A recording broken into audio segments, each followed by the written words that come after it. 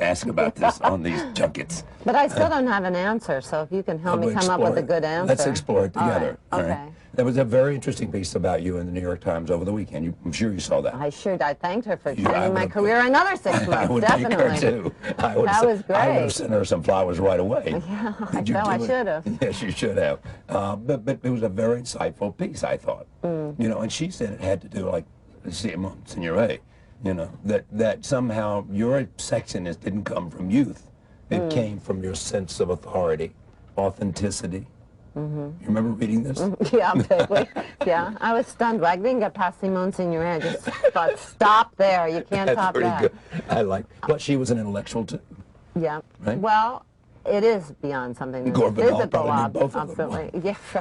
I mean, clearly it has to be based on something that's just about your outer shell, because, and maybe that's why sometimes I'm called the thinking man sex symbol, is because there's something else that's going on, which just goes to show that a lot of film goers are not as stupid as studios would have you believe, you know, if they keep going to see that. But I guess that's kind of what I'm alluding to in, you know, when I took off all the makeup for Dead Man Walking, it really was traumatic. Traumatic. And yeah, sure, you make that decision, but then you don't want to see it. Because I'm certainly vain as anybody else. Directed by your husband, by the way. Yes. And not husband, but whatever, hockey god he prefers. You know, I thought you have to start concentrating on what's inside, some kind of light, you know. And I have a daughter who's just started in the business, and what I said to her is, you know, no matter... She's in one of these movies. She's in one of these movies. And I said to her, you know, no matter what the measurement of your thighs are, you know, that's not really what it's about. What you have right now is that you have a light that you emanate, you know, that makes you so special compared to everybody else, or most of the kids that are out there right now, and that's what you have to protect. You don't have to worry about your waist or your, you know, you don't have to focus on the external stuff. Worry about what's happening coming out of your eyes, because I think that's where the longevity of any career is what audiences get from you when they see you on screen. And I don't know really how to do that. No, it's not like you do it, it's like you are it. Yeah, and I think part of that has to do with enjoying what I do. You know, it's also very difficult, and I have to say, working with Paul Newman, this was such a gift to see that it can happen. Surviving in this business can make you bitter, if not an alcoholic. And when you find people who've managed to be in this business and they're still curious and they're still asking questions and they still like what they do and they're into the whole collaboration of the thing, that reads on screen. You know, there's something about that's compelling in some way. And he doesn't look bad in his 70s. And he looks great. But I think part of that's that, you know, he's a joyful person. There's something to be said for that. Yeah, still racing, too. Oh, my God, yes.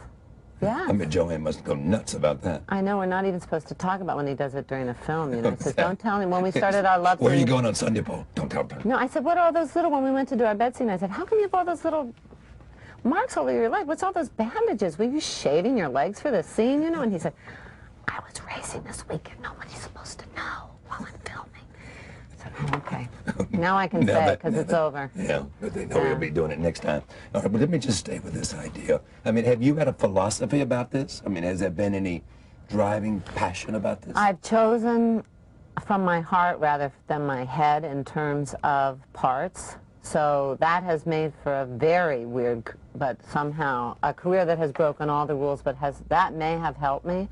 I mean, you know, I read Igby, for instance. First-time director, very weird script. Right.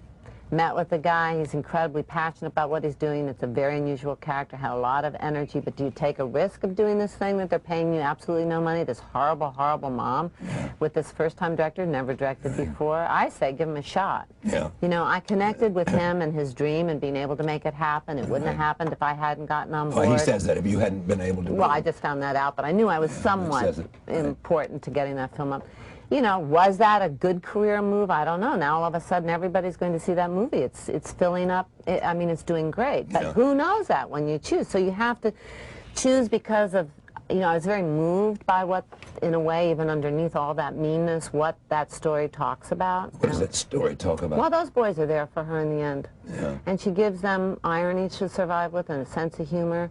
So in her own style, You know, she's created these boys, and I think the casting of Ryan and Kieran was brilliant because somehow they're smart enough and strong enough innately that you're not watching a car accident happen. You know that they're going to survive somehow. Kieran has such a great sense of humor. So love takes different forms. You know, you do the best with what you've got. You know, I was moved by her tragedy, so I took a shot. You know, why not? But most people wouldn't. The way I got Bull Durham, you know, but nobody would read for it. You flew from Europe I on paid your own money. my own nickel, and I did it because I believed in that project. It was such a brilliant script, but that was another new director. You know, you wanted to jump into bed with Robbins, I know.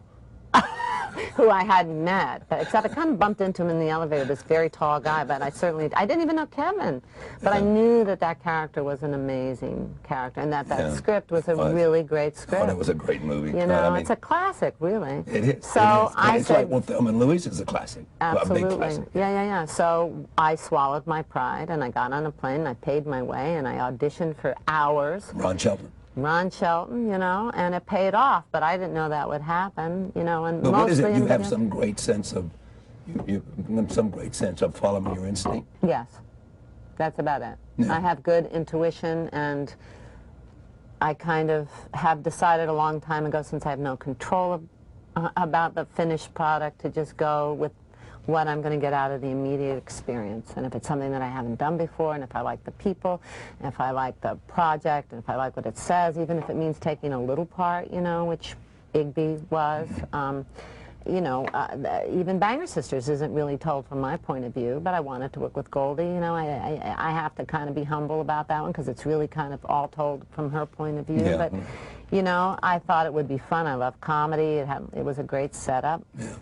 So you take bits and pieces, you know, and you try to not worry about if you're going to be here tomorrow, and you just try to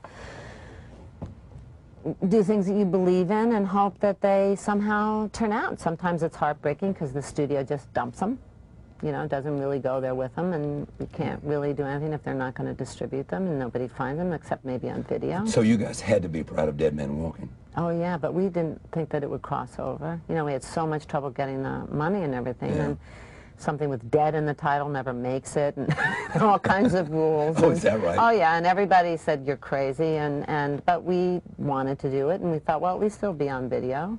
And then with the help of people who championed it, you know, once again, you know, the public was not as dumb as everybody thought. They actually went for something that was difficult and thoughtful and not black or white. It's pretty good performances, too. Yeah, but there's a lot of performances that are out there that nobody sees unless they, you know, finally stumble upon a video and, you know, find a movie. I mean, I have people that say to me, anywhere but here, you know, was that ever released? I love that movie. I found it on, you know, thank God for video. Video, exactly. And especially DVDs now. When you went out to the Tao Film Festival, you were promoting, what, Moonlight there? Well, they were giving me an award. Yeah. And they ask usually to show a film from the past, and I said, you know, if there are no critics there, I asked Brad if we could show Moonlight Mile, and because you wanted to give it a kick. Yeah, and I'd never seen it, and I wanted to see it with an audience. You know, I thought, why the hell not? So I don't want to sit through another film I've already seen. Why don't we try one of the ones I haven't seen?